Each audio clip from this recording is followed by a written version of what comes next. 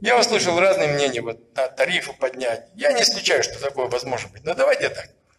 Давайте мы паразитов с энергосекты стряхнем. Они ведь сидят на поставках.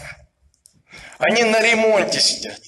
Я послушал, вот мы с вами слышали, даже руководитель ТЭС, когда мы были там. Он говорит, посредники работают. Я не могу добиться нормальных услугодателей, которые мог привлечь, гарантированно сделать работу. Там сидит куча посредников. Я им деньги плачу, в результате что имеет? В результате получается так, ни денег, ни качественного ремонта.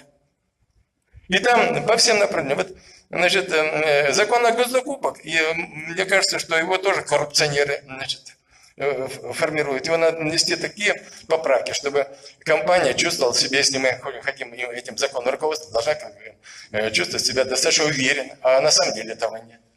А в самих закупках вообще срамотное дело. Я был членом комиссии несколько раз. Вообще ужасно, что происходит.